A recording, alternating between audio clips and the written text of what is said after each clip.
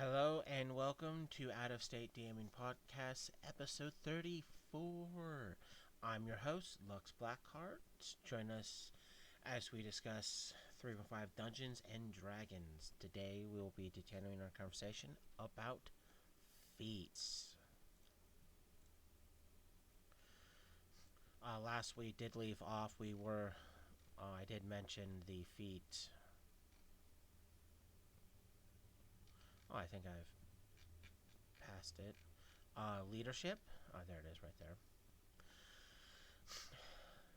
So we're going to be moving past that into some of these more amazing feats. And like I said before, some of these feats are going to be extremely cutthroat in what they do, as in the simple like lightning reflexes. It's for +2 on reflex saving throws, and magical aptitude is +2 on all spellcraft checks and use magical device checks.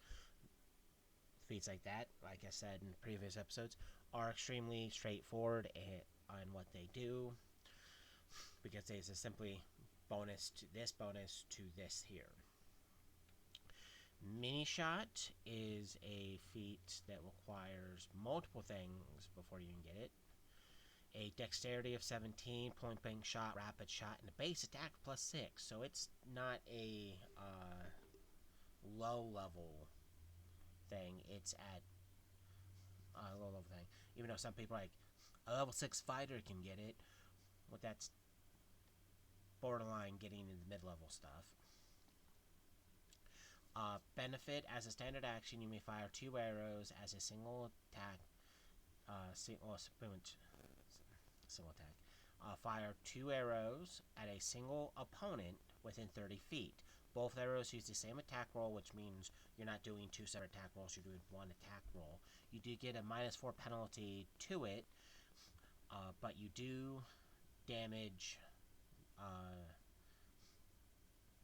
normally. Which pretty much means each arrow does a die 8. Now, if we go to special, it has certain things that are restricted. Regardless of the number of arrows you fire, you apply precision-based damage, such as sneak attack damage, only once. If you score a critical hit, only the first arrow fired deals critical damage. All others deal regular damage. What that pretty much means in substance, if you have anything that adds precision damage or specialty damage, such as sneak attack, elemental effects, like if it has like fire on it, so it only does that once. The effect that triggers for those only triggers once. While non-precision based things, such as if you're firing arrows from a +3 bow, that +3 isn't precision. It's the damage to there. So each arrow is a die 8 +3. So it's like, even some of the fighter damage stuff, that's technically non-precision. So that applies to the arrow regardless. So like a fighter with weapon specialization for longbows does a +2 damage on all his bows. So if he fires 2 arrows, each arrow is getting a +2, which means it's a 2 die 8 +4 for the attack. Now, a thing to note: if you do this and you're combating something that has a damage reduction or a hardness, each arrow counts separately towards it, not together. So if you're fighting, let's say, someone afflicted with lycanthropy, they normally have a DR5. That DR5 is applied against each arrow you fire, not the collective damage of the attack, but each arrow. So when you roll this D8 and this D8 for both arrows, you have each one apply separately. So if you do 5 or less damage with each arrow, you do 0 damage to it. But if you manage to do 6 or more with both arrows, you actually do damage to it. Excuse me. It's the same thing if you're trying to shoot something that's like a hardness 10. Well, unless you have a lot of bonuses to your attack, doesn't matter how many arrows you shoot, you're not doing anything with a die 8. But another thing to note, the higher your base attack, the more arrows you can fire. For every 5 points of base attack bonus you have above 6, you may add 1 additional arrow to this attack to a maximum of 4 arrows, which is at base attack 16, so a 16th level fighter can fire 4 arrows. Each arrow adds an additional cumulative -2 penalty to the attack. So for 3 arrows, it's a -6. For 4 arrows, it's a -8. So your accuracy does go down the more arrows you're doing, because again, you're grabbing pretty much a handful of arrows and shooting them at something. But what this feat does is, as long as you are within that 30-foot range, it lets you pretty much rapidly get rid of enemies as long as you still have some semblance of an actual high base attack. Because you may be thinking a -8 for 4 arrows is going to eat you, but you still get a total of a +16 from your base attack. So you got 16 -8 makes it +8, not counting dexterity or any other things you have. Which by that point, if you don't have weapon focus or greater weapon focus, you're kind of slacking a little bit. But you also have to remember that the maximum range to do this is 30 feet. This target has to be, that's as far as the target can be away. Which also means point blank shot, which is a prerequisite to having this feat. Means you get additional +1 to attack and damage rolls. Which means that -8 is actually a -7. So instead of shooting with a +8, with 4 arrows at a +8, you're at a +9, and each arrow has a +1 to its damage roll. And that's not counting any other thing you have. And if you're probably thinking ranged fighting sucks, this is a feat that makes it not so sucky. And if you're a fighter, then you can get the prerequisite feats, like some of them we've already talked about, like weapon focus, greater weapon focus, weapon specialization, and greater weapon specialization. Those feats are fabulous because they give you additional bonuses to hit and damage rolls. So if you combine those with this, you end up with, by the time you're level 16, instead of having a -8 to your to hit, it's only technically a -5 because you're getting a +1 from 2 different feats just for it being a bow, +1 for it being within 30 feet, so therefore it's a +3. So you actually have a, blanks doesn't want to work. You're pretty much not counting your dexterity, you have a +11 to hit, which is a really good to hit still. And each arrow, because you have both the weapon specialization feats, and it's within 30 feet, each one is doing 5 damage.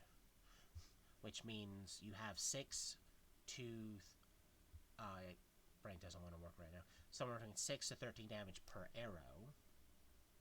So when you hit something, it's going to feel it, and that's only if you're not trying to also use, like, for instance, rapid shot, which, when we get to that, I'll explain why that's also a good one. But this feat, even at the lowest point, which is level 6, makes the damage potential go up. So while melee people are adding their strength to their damage rolls, you're going, I'm technically getting 2 hits per hit right now. Then at level 11, it's pretty much 3 hits per attack.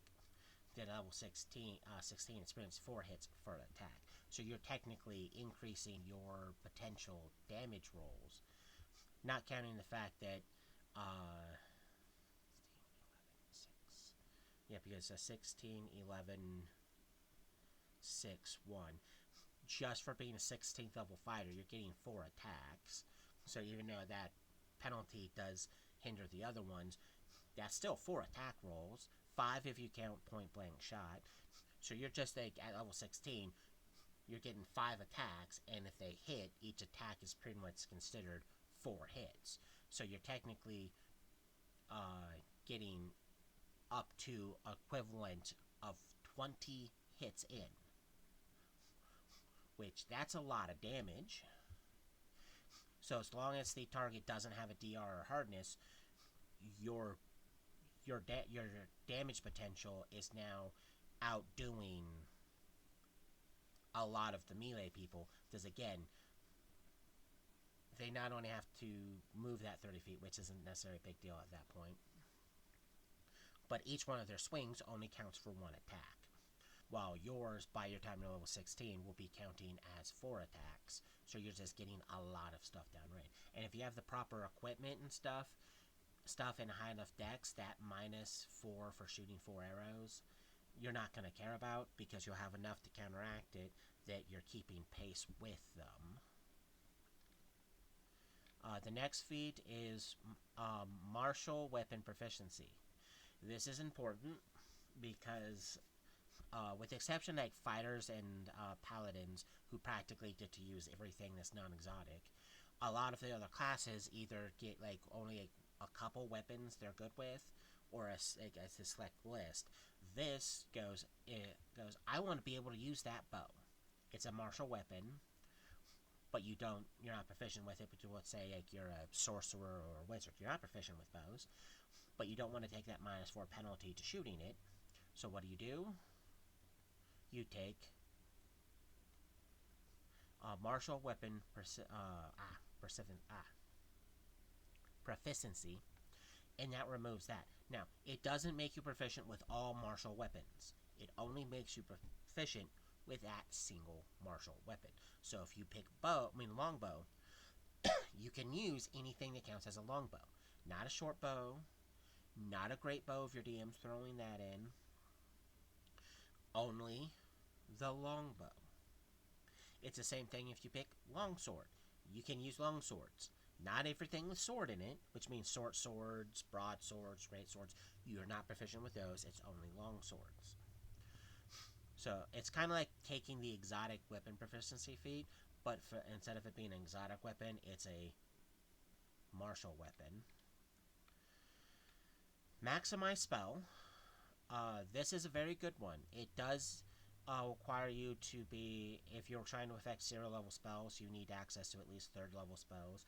If you're trying to affect your 1st level spells, you need to have access to at least 4th level spells, because it does increase the slot required for the spell by 3 levels. But what it does is it takes the random numeric effects of your spell. For instance, a fireball that does a die 6 damage per level.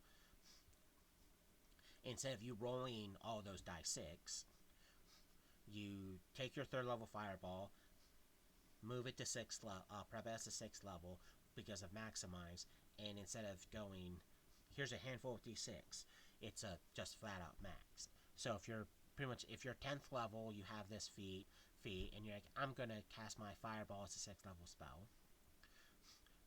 Fireball does the best damage at level 10. You maximize it, and instead of rolling 6 die 10, which can be satisfying, but what's more satisfying is 60 damage. There's no 10 to 60, it's just straight 60, so you're just maximized. Lots of damage. Which if they pass, it's still 30 damage. If they pass. If they fail, it's 60 damage. So unless they're a rogue or have evasion for some reason, you're doing somewhere between 30 to 60 damage to it, which is still a lot of damage.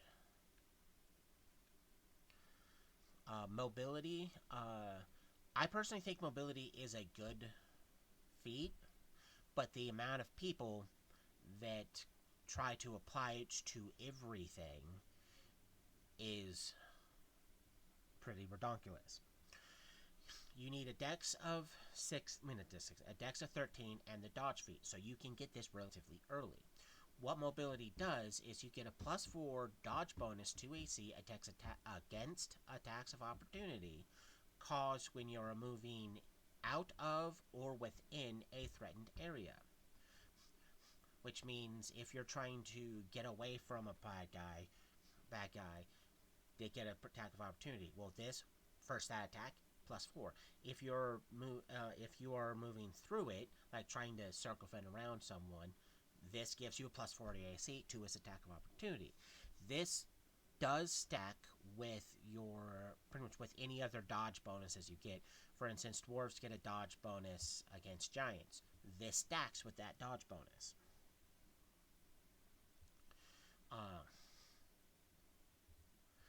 But a thing that you also have to apply is anything that causes you to lose your dexterity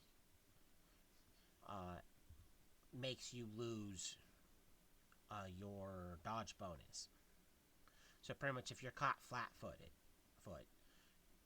you can't use this feat because you are flat-foot.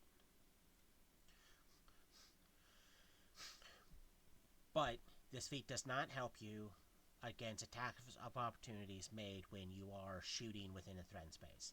So if you shoot your bow while in the threatened space, they get attacked. Mobility doesn't help you there.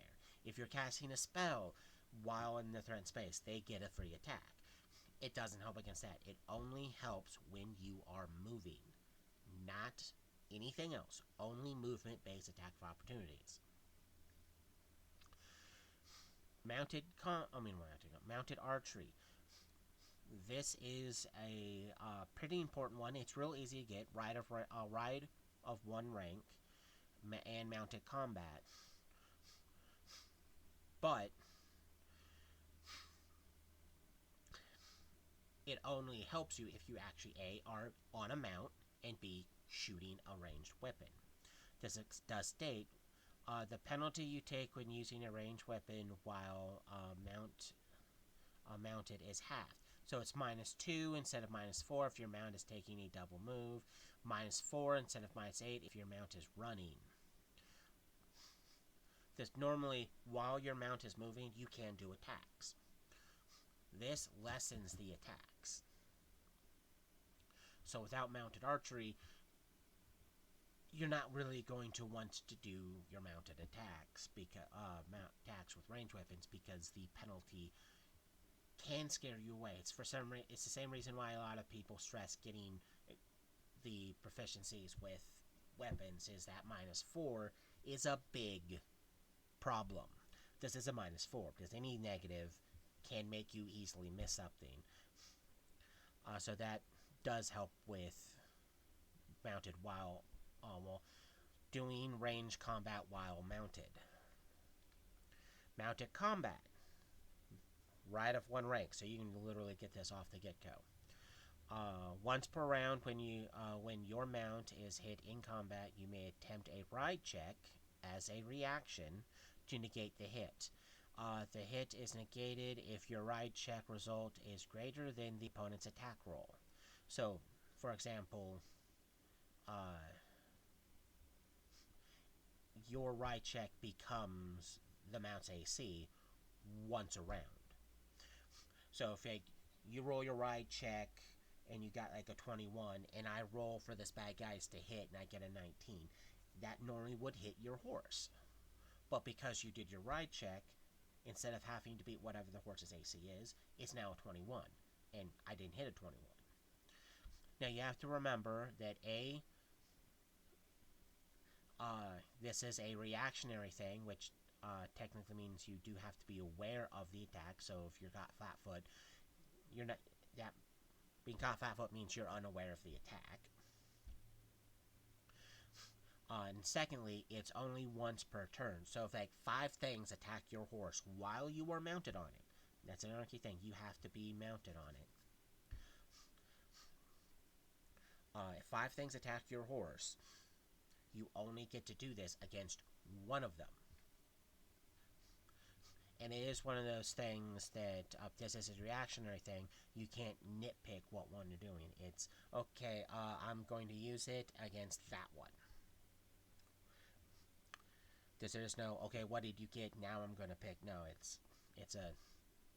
their attacks, pick what one you're going to try to dodge it with. Natural spell. This is a spell pretty much limited to druids, because you have to have the ability to wild shape. Not change shape, wild shape. That is a class feature. The spell change shape does not work with this this. If you are a change shifter, such as any form of lycanthropy or a changeling, this does not work with you, because again, this requires you to have wild shape. What it does is when you're you can complete the verbal and somatic components of a spell with while in wild shape. So when you are in your hawk form and you want to cast a spell, this you could substitute screeches and gestures with your talons for the normal verbal and semantic components of a spell. So it's while you're an animal, it lets you cast your spells. So this is a pretty good feat. It does not let you speak while in that form. All it does is let you cast your spells, which does help the druid out a lot, because there's some spells that they would have to exit their form to cast to better boost themselves, and technically to a certain degree there's certain spells that only work if you have certain things available, and you don't have them available till you wild shape, so therefore you can't cast a spell, have it affect something that you don't have. What this does is you can be in your mighty bear form and cast greater magical fang on your claws. You can't do it in your normal form because you don't have claw attacks in your normal form. So therefore you cannot choose claws to be affected by the spell because you do not have them. Negotiator, bonus to diplomacy checks and sense motive. Nimble fingers, bonus to disable device checks and open locks. So this is really good for rogues. Persuasion gives you a bonus on bluff and intimidation checks. Point blank shot, this is another good one for ranged combatants. No prerequisite other than just being able to take a feat. As long as a target is within 30 feet of you, you get a +1 on attack and damage rolls. Key thing is 30 feet. This is the starting feat for to get most of the other ranged feats. So if you don't have point blank shot, you can't get like rapid shot or mini shot or any of the other really good ranged feats. So that is important. Power attack has its ups and downs. Strength 13, so you have to be okay with it. On your action, before making any attack rolls, that's a key thing, before making any attack rolls, you may choose to subtract a number from all melee attacks and add that number to all melee damage rolls. The number may not exceed your base attack bonus. The penalty on attack rolls and bonuses on the damage apply until your next turn. Now, what that pretty much means, right there in its wording, if you have like a +16, you can get rid of that entire +16 to add 16 to damage. It may not be the wisest thing, because at that level you're going to be fighting probably some things with some decent AC. But it means if you do hit, you do get to add 16 points of damage. So accuracy drops to raise damage. The special is if you attack with a two-handed weapon or with a one-handed weapon wielded in two hands, which some weapons let you do that. Instead add twice the number subtracted from your base attack, which means if you subtract 5 from your attack while using a greatsword, you don't get 5 to damage, you get 10 to damage. So when you do that swing, it's like, yay, I may actually increase my chance of missing, but if I hit, here's a lot of damage. So that is a really good feat.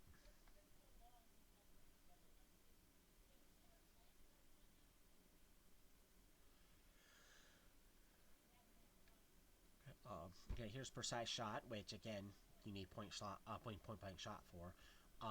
Normally, when you shoot into melee, which means if whatever you're shooting at is engaged in melee combat with an ally, It doesn't matter which one of them initiated it.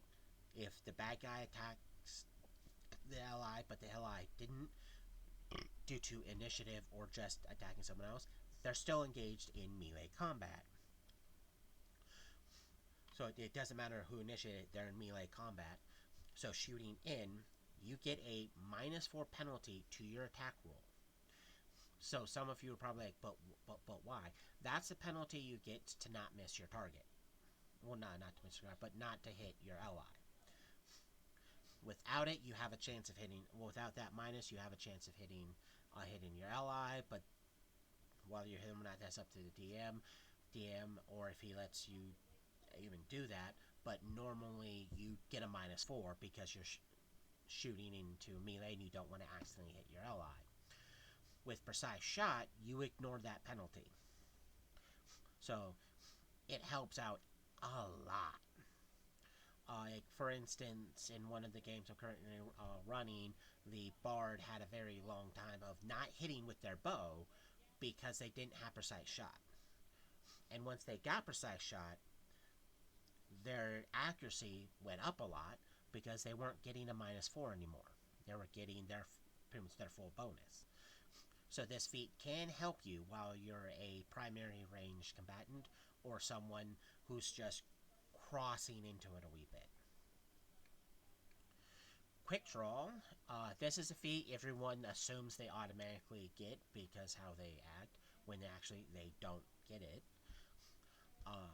Because everyone thinks they can simply just draw their weapon, do all this stuff, all these other actions, while drawing a weapon. This drawing a weapon in itself is a move action. It's not a move action equivalent, it's not a free action. It's a move action. If you take Quick Draw, it now becomes a free action.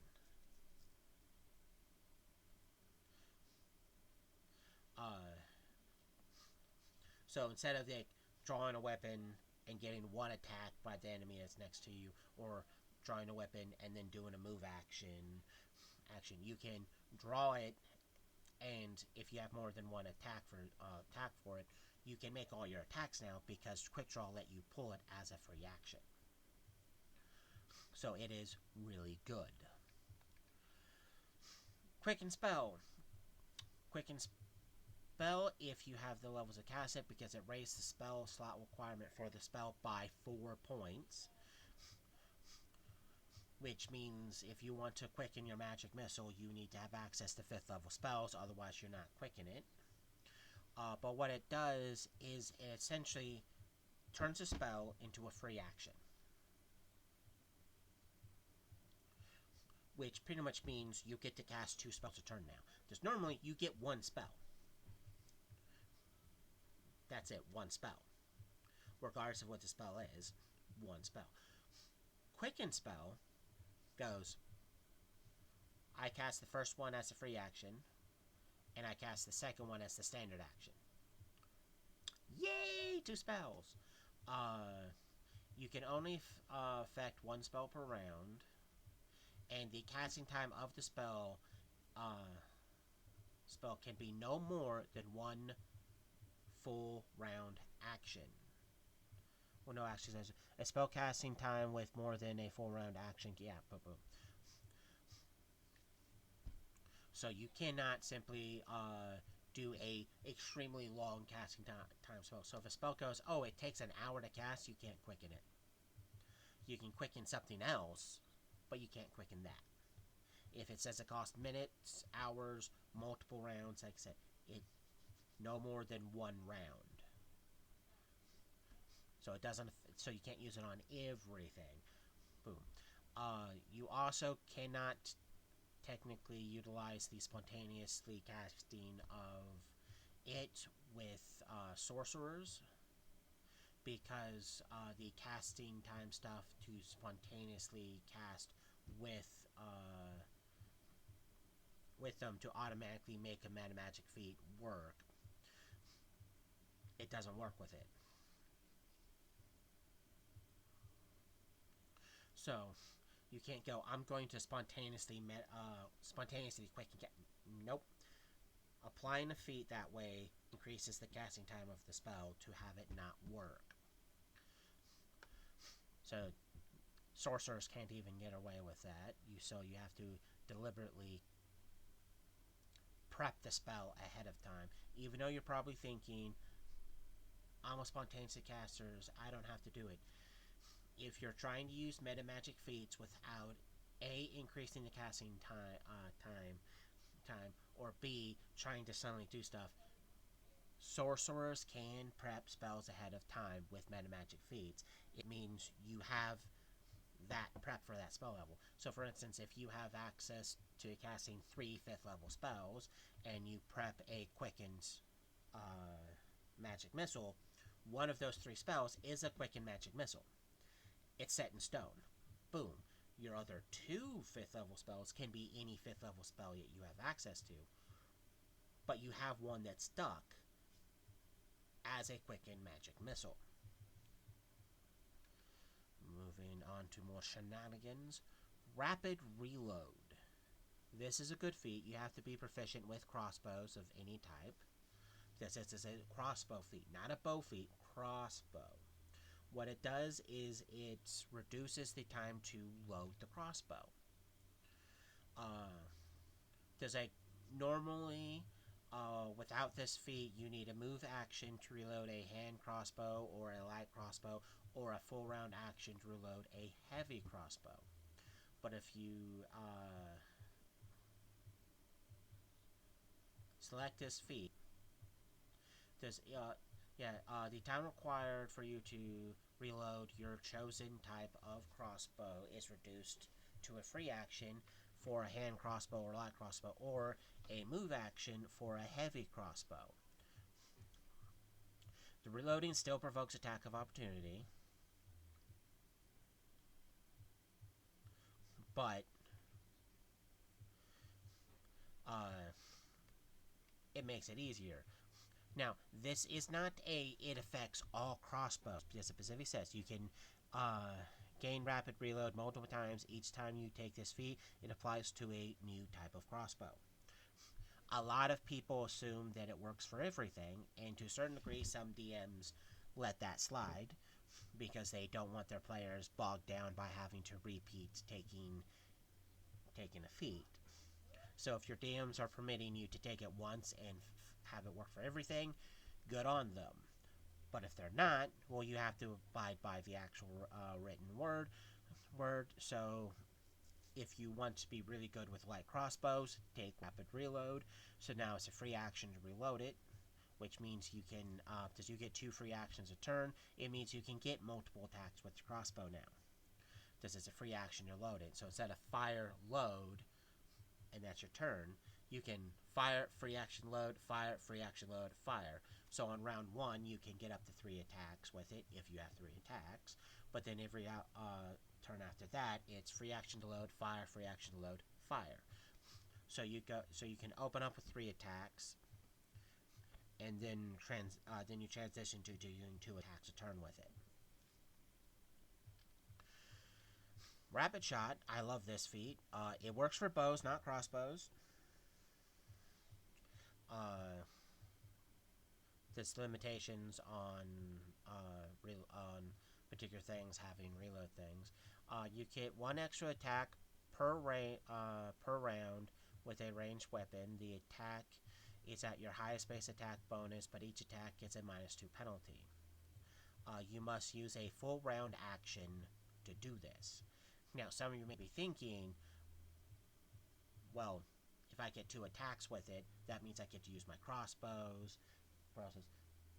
No, it's a full round action. It means all you're doing is attacking. Some DMs may let you use Rapid Shot if you're using a light crossbow to get an additional attack, because it's a free action to reload at that point. But technically, it's only supposed to be a full round action of doing it, so normally you don't get to use your crossbows with it. And again, some DMs may go, if you have rapid reload and the right type of crossbow, they'll let it slide. But again, that's up to the DM, and you have to remember, you only get 2 free actions a turn, so no matter how many attacks you get, you're still going to get limited on how many reloads you get with rapid reload. Ride by attack, one rank of ride, mounted combat. When you're mounted, so you actually have to be mounted, you can use the charge action. You may move and attack as if a standard charge, and then move again, continuing in the straight line of the charge. Your total movement for the round cannot exceed double your mount speed. You and your mount do not provoke attack of opportunity from the attack. What pretty much means, and a lot of people trying to joust take this feat, does it means you get to ride by someone as long as you get within the thing, make your melee attack, and keep going.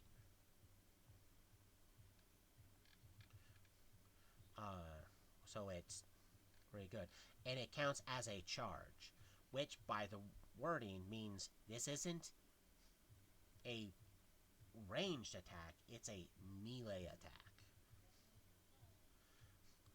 Just to make sure people aren't trying to argue with you about it. It's a straight, you ride by them with the melee attack, swing, and keep going.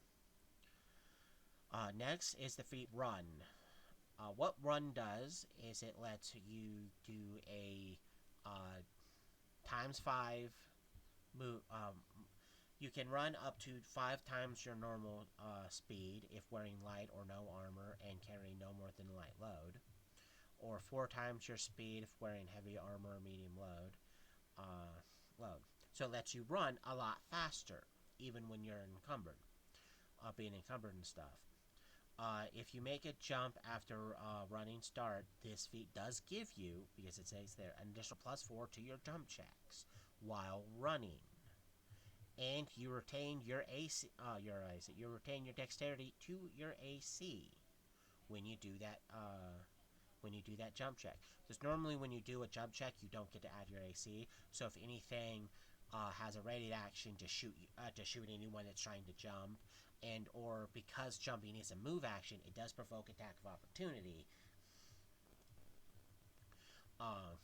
It lets you keep your dexterity for jumping over or by something that can actually swing at you. Scribe Scroll is another item creation feat. Like I said last time, it takes 1 day per 1,000 gold pieces of the item to a minimum of 1 day, because there's some cheap scrolls out there. The base price of a scroll is spell level times caster level times 25. You must spend 1/25 the base price in XP and use up raw material costing 1/2 of the base price.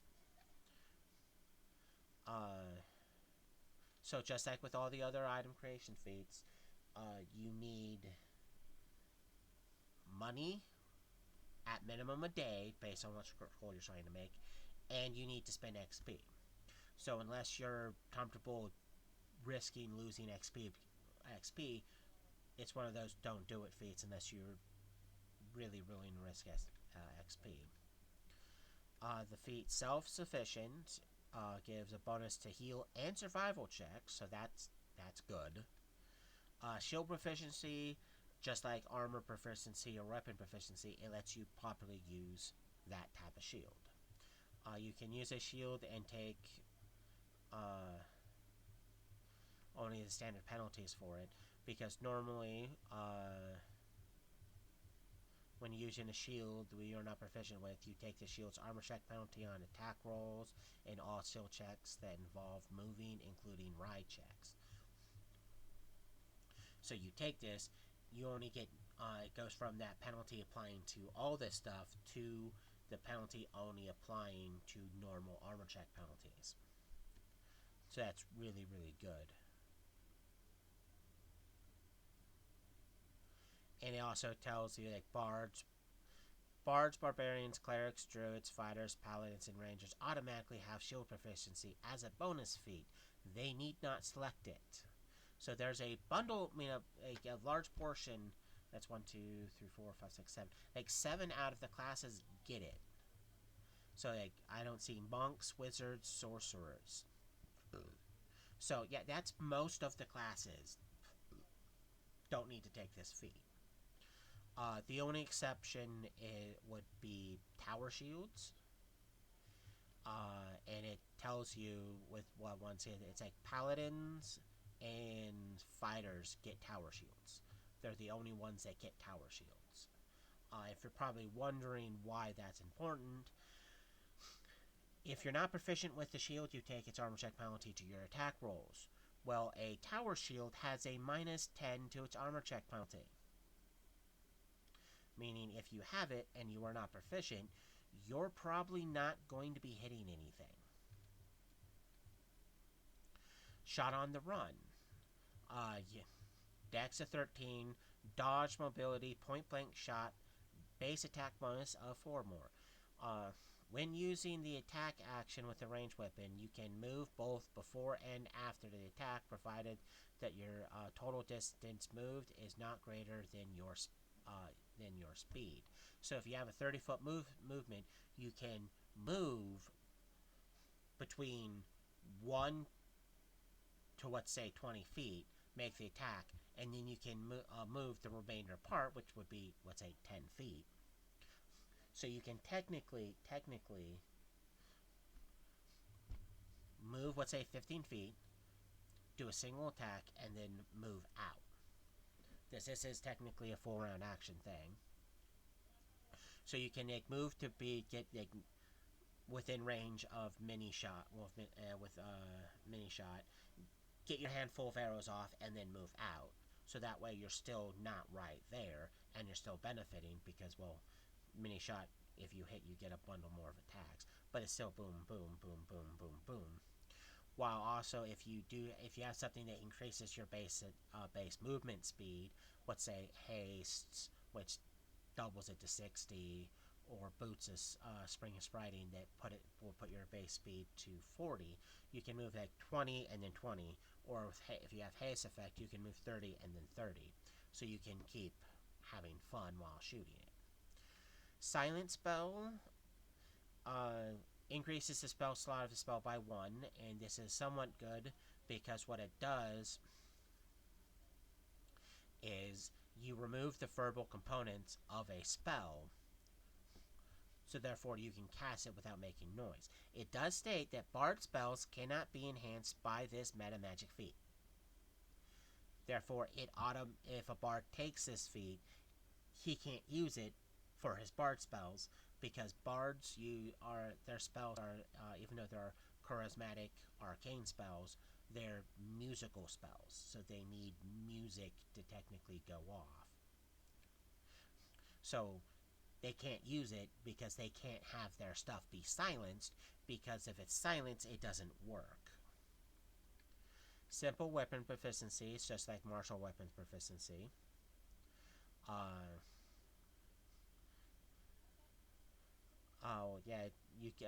You may make attack rolls with simple weapons normally. All characters except for druids, monks, rogues, and wizards are automatically proficient with all simple weapons. They need not select it. A sorcerer or a wizard who casts the spell Tensor's Transformation on themselves or on him or herself, they gain proficiency with all simple weapons for the duration of the spell. So only very few classes would need to actually do this. Skill focus. I love skill focus. It's you can take it once per skill. So every time you take it, you pick a skill, and that skill gets a +3 bonus to it. You cannot take it multiple times for the same skill because its effects do not stack. Each time you take it, it applies to a new skill. But it's a simple, easy way to get around not being very good with certain skills, because you take that feat, you get a +3 for it. Now you're a lot better. You don't have to stress waiting your next level or spending your skill points on something, because you got that +3 helping you out right now. Snatch Arrow is one of those. Dex 15, deflect arrows, improved unarmed strike. So it's one of those, it's best for a monk to use it. When using the deflect arrow feat, you may catch the arrow instead of just deflecting it Thrown weapons such as spears or axes can immediately be thrown back at the original target, even though it isn't your turn, or kept for later use. You must have at least one hand free, holding nothing, to use this feat. So it pretty much means if someone shoots at you with an arrow, you can deflect the arrow or grab it. If someone throws an axe or a spear at you, you can grab it and then immediately, as a freebie, throw it back at them. So it's one of those, I got your knife, and throw it back. So it can be somewhat helpful with getting free attacks, but it's only limited to if someone is throwing a thrown weapon at you. Spell focus is a good one. When you take it, you pick a school, and all DCs from all spell DCs for that school go up by +1. For instance, if you want to be slightly better with like Burning Hands and Fireball, you want to take Spell Focus Evocation. What that does is it gives the base DC, instead of being 10 plus spell level plus key attribute, it's 11 plus spell level.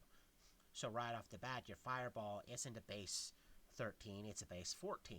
So it's, you're like, yay. And if you think that's not necessarily worth it, I would like to remind you, any positive bonus, regardless of how small or how big, is a big help to your character. Because a lot of times, all it takes for you to fail at something is to not beat it. So failing by 1, and this happens a lot of the time in a lot of my games, where they roll and they missed by 1 point. By 1 point. If they only had that 1 point, it would have worked. Same thing for the DCs for their spells. If it was 1 point higher, it would have worked. Just 1 point higher. Spell Mastery is a wizard-only spell, so if you're not a wizard, you don't have to pay attention to this part. But what it does is each time you take this feat, choose a number of spells equal to your intelligence modifier that you already know. From that point on, you can prepare those spells without referencing to a spell book. Meaning, normally wizards, when you're picking what spells you're prepping, they have to come from your spell book. You have to have your spell book.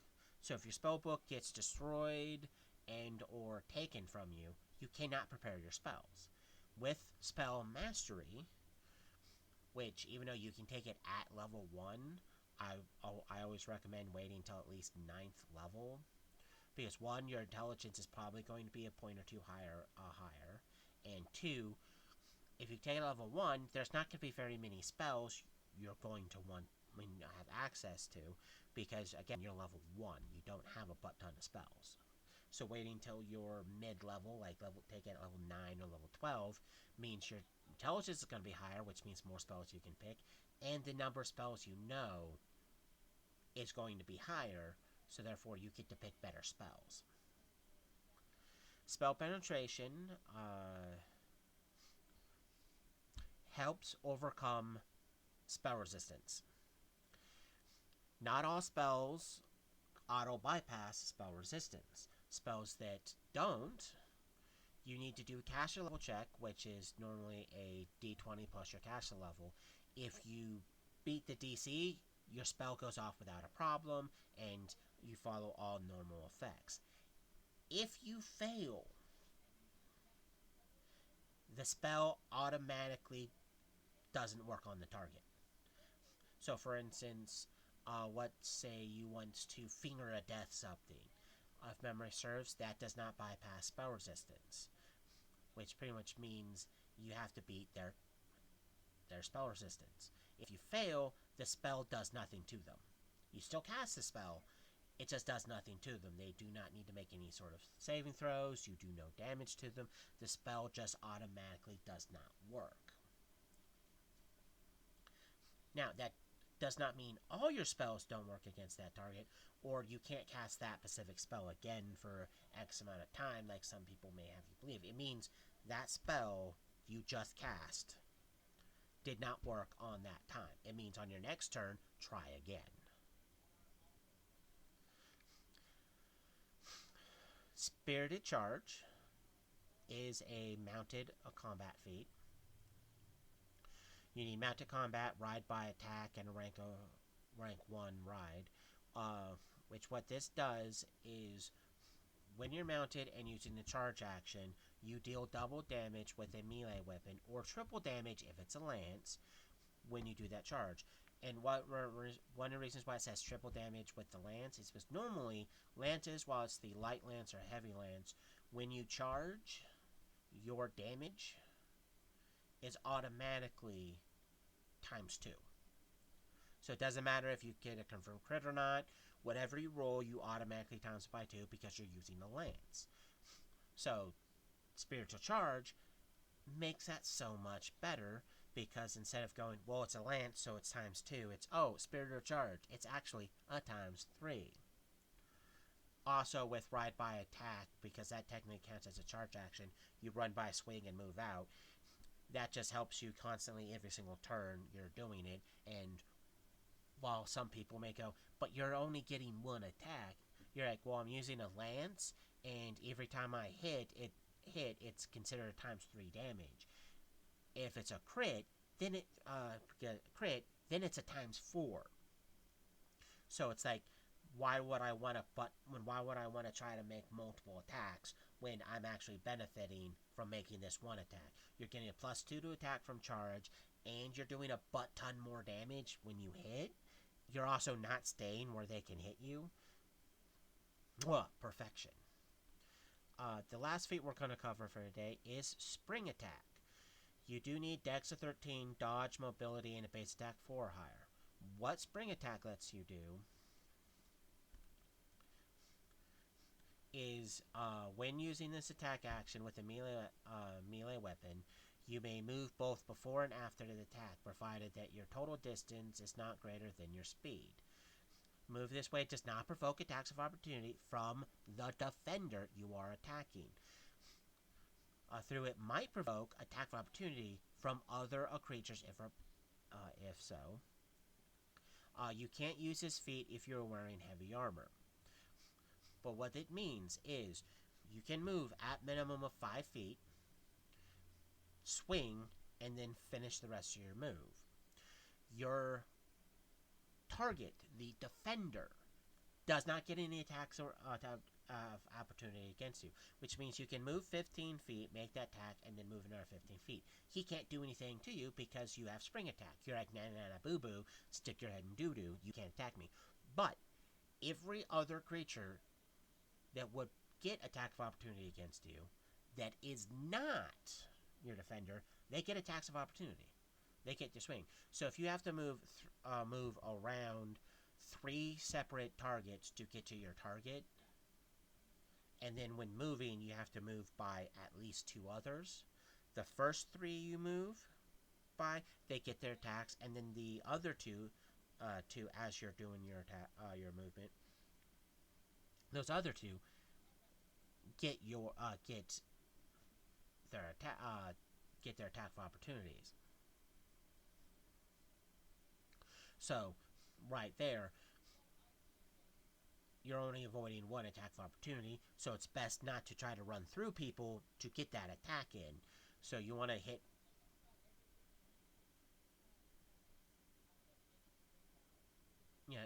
like anything you need, just move, hit, boom, boom, boom, boom, boom, boom, boom, boom.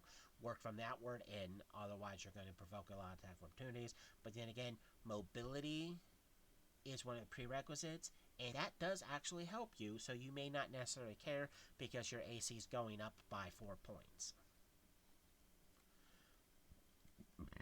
Excuse me.